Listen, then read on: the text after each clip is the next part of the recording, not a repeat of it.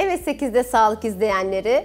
Bugün medikal estetik hekimi uzman doktor Yahya Yiğit bizimle beraber. Hoş geldiniz hocam. Hoş bulduk efendim. Yahya hocam hoş geldiniz. Hoş bulduk. Her zamanki gibi yine güzel konulardan bahsedeceksiniz. Aynen, Evet, teşekkür ederim. hele ki bayanların en çok merak ettiği konulardan biri. Ve en çok de. müzdarip olduğu durumlardan Öyle biri mi diyebilirim. dersiniz? Kesinlikle. Dudak dolgusu, hemen sesleri açın. Dudak dolgusu konusu Yahya Bey ile geliyor. Evet. Dudak dolgusu ne işe yarar? Dudak dolgusu genellikle düşük volümlü olan kişilerin daha dolgulu, daha volümlü dudakların istemesi ile yaptığımız bir işlemdir. Bazen daha şekilli dudaklar yapmak için yaptığımız bir uygulamadır. Dolayısıyla daha çekici, daha böyle seksi dudaklar için tercih edilen bir uygulamadır diyebilirim. Peki daha önce dudak dolgusu yapılmış bir kişiye ikinci bir defa tekrar edilebilir mi? Tabii ki edilebilir ama emin olun en çok sıkıntı yaşadığımız hasta gruplarından birisidir. Çünkü dudak dolgusu yapıldığı zaman bazı gerçekten püf noktalar vardır, bazı hassas noktalar vardır. Onlara dikkat edilmesi gerekir. Daha önce yapan hekim arkadaşlarımızın da eğer bu tekniklere dikkat etmemişse kalıcı deformasyonlar meydana gelebiliyor. O zaman tamam biz düzeltmeye çalışıyoruz ama hani başarı belli bir oranda düşüyor. Dolayısıyla ilk dudak dolgusu benim için çok önemlidir. Daha önce yapılmışsa kesinlikle hani bazı kurallara uygun yapılmış olması çok önemlidir. Hocam çok güzel bir sorum var size. Dudak dolgusu miktarını siz mi belirliyorsunuz, size gelen danışan mı? Açıkçası konuşmak gerekirse benim yaptığım işlemlerde hemen hemen hiçbirinde ben işlemlerin miktarı veya oluru konusunda hastalara çok bir şey bırakmıyorum. Onlara ben öncelikle bir anlatıyorum. Ne kadar uygundur, nasıl güzel olur. Bu sadece dudak için değil, diğer dolgu uygulamaları için de olsun. Artısıyla eksisiyle ben anlatıyorum ama yüzüne en uygun şekilde neyse ben onu anlatıyorum. Hasta ısrarcı olduğunda gene yapmıyorum.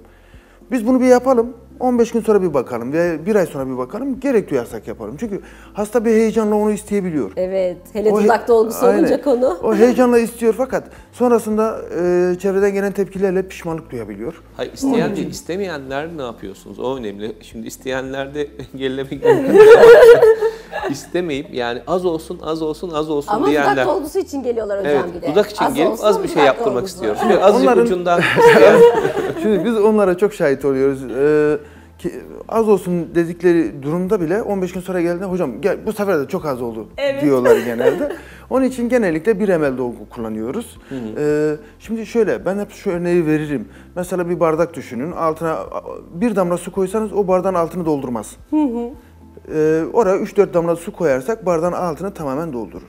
Dolgu da böyledir. Yani 0,5 ml ile hem alt hem üstte yapamazsınız. Çünkü bir noktayı yaptığınızda diğer yan tarafında hemen yanında yapamadığımızda, o açıyı, geçişi sağlamadığımızda doğal olmayan bir sonuç ortaya çıkıyor. Dolayısıyla genellikle hem alt hem üst dudağı yapabilmek için 1 ml dolguyu yani belli oranlar ve açılarla dudağa yerleştirmek gerekiyor. Dolayısıyla hani bazen hastalar diyor bana yarım yapın, ben yarım yapmam. Direkt söylüyorum. Yarım yaparsam dudağın doğal olmaz.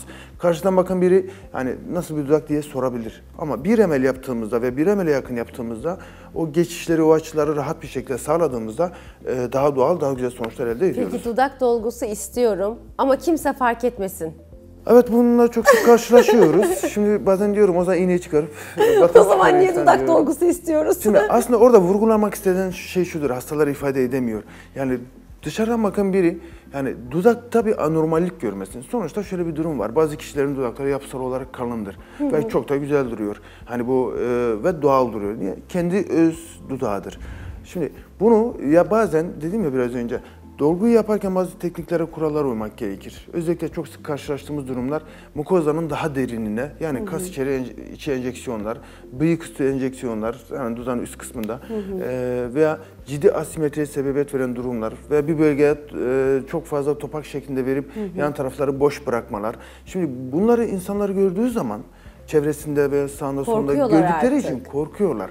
Ama düzenli bir şekilde belli açılarla yapıldığında çok güzel sonuçlar elde edilir.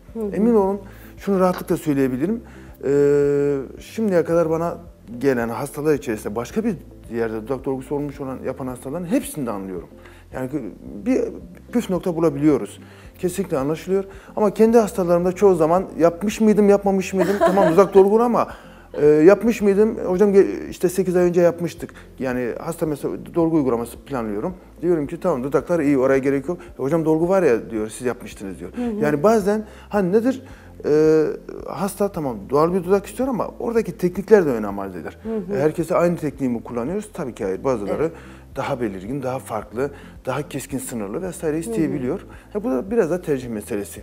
Peki dudak dolgusunun estetik görünüm dışında farklı etkileri de var mıdır? Şimdi şöyle yaşlanıyoruz takdir edersiniz ki. Nasıl ki yanaklarda ondan sonra nazorabiyelde vücudumuzun diğer noktalarında doku kayıpları meydana geliyorsa dudakta da meydana geliyor. Bu doku kayıpları meydana geldiği zaman orada dudakta bir pörsümeler meydana geliyor. Estetik olmayan görüntüler ortaya çıkıyor. Daha çatlak görünümü, Çatlak tabii nemsiz ki. görünüm. Nemsiz görünüm hocam? tabii ki. Bunların tedavisi için de dolgu uygulaması yapıyoruz. Dolayısıyla bunu hani direkt bir estetik kaygı veya estetik düşünce olarak düşünmemek lazım. Evet. Bir nevi aslında bir sağlık sorununu da ortadan kaldırıyoruz. Ben burada hemen çok bir ayrı bir soruya girmek istiyorum. Bir dönem böyle çok kısa bir süre dudaklarını böyle iple hani dudak dolgusu yapıp alt dudağını böyle bir yarık yapmak gibi bir sevda oluştu. Evet, bir Beckham dönem. modeliydi sanırım. Yok o. Angelina Jolie'nin Angelina Jolie dudakları modeliydi. modeli. Böyle bir şeye nasıl bakıyorsunuz? Sıcak bakıyor musunuz böyle bu Ya uygulamaya? açık konuşmak gerekirse tabii bazen belki hekim arkadaşlarımız benimle aynı fikirde olmaz ama hani işin biraz şov kısmı var. Evet. Yoksa o ipi koymadan da ortayı zaten biz boş bırakabiliyoruz. Zaten yapıyoruz. Yani ille de o ip orada olacak diye bir şey yok. Yani onun uygun açılarla dolguyu verdiğimiz zaman ortaya boş bırakıyoruz zaten. Hani kişi dudağını kapattığında ortada ufak bir delik şeklinde bir şey kalıyor yani.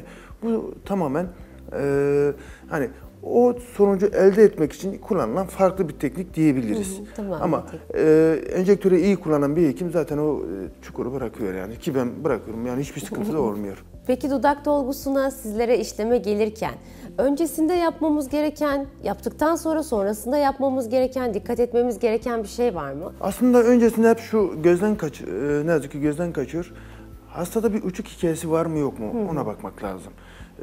Hasta bazen ciddi şekilde uçuk şikayetleri yaşayabiliyor bazı durumlarda. Eğer böyle bir durum söz konusuysa öncesinde bir antiviral başlamak lazım. Hani birkaç gün öncesinde bir antiviral başlamak lazım. Bunu kullandıktan sonra dolgu işlemi yapılır ve işlemden sonra da birkaç gün bu ilaçlara devam etmesi gerekiyor.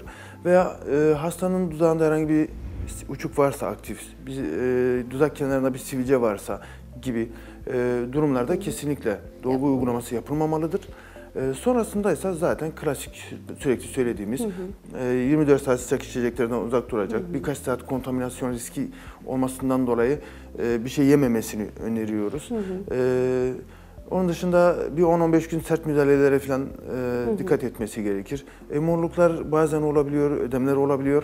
Onlar konusunda da çok fazla böyle tedirgin olmaması şeklinde önerilerde bulunabiliyoruz. Herkes de ödem yapıyor mu hocam? Ya kısmi ödem yapabilir. Sonuçta orada bir iğne girişi söz konusu. Herkese ödem... Buz kompleksi yapılabilir. Yani buzu koyarken de bazı işte o da bir teknik. Buzu koyarken bile nasıl koyması gerektiği de önemlidir aslında. Bak, evet. Yani mesela ben işlemden hemen sonra eğer ufak bir olsa bir morarma falan gördüysem bir buz koymayı yapıyorum ama sonrasında hastaya ben önermiyorum. Çünkü biliyorum ki o dudağın şeklini bozacak. Evet. Oturma süreci içerisinde. Evet, Yani çok haklısınız. çünkü kullandığımız teknikler çok hassas teknikler. Özellikle birkaç saat şekil alma açısından çok önemlidir. Aksi takdirde bizim böyle dışa büktüğümüz o dudakları üstten basıp dolguları yanlara kaydırıp veya üstten basıp aşağı doğru O zaman da şekil bozukluğu çıkacaktır oluyor. illaki. Ve bazı hekim arkadaşlarımız mesela masaj yapın diyor. Ben kesinlikle 3 gün hiçbir şekilde dokunmayın. Gelebiliyorsanız siz gelin. 3 gün sonra bir masajını yapalım. Gelemiyorsanız 15 gün sonra gelin. Ben masajını yapayım diyorum. Yani o süre içerisinde de dokundurtmuyorum çünkü hastada tik haline geliyor. Ya bunları hepsini biz tecrübe ettik. Tik haline geliyor. Hasta oturduğu yerden habire dudağıyla oynuyor. Sonra bir gün hocam benim şişkinliğim inmedi diye karşımıza gelebiliyor. Evet, doğru. Bir de Yani- şey oluyor hocam, biz bayanlar işte yapıldığında sanırım sürekli aynaya baktığımız için sanki hiçbir şey olmamış, sanki hiçbir şey gelişmemiş ya da hep aynı mı daha şekilde gibi. Ben hep söylüyorum, o gün aynaya bakmayın, ertesi gün tekrar bakın. Evet. Yani sürekli aynada olmayın.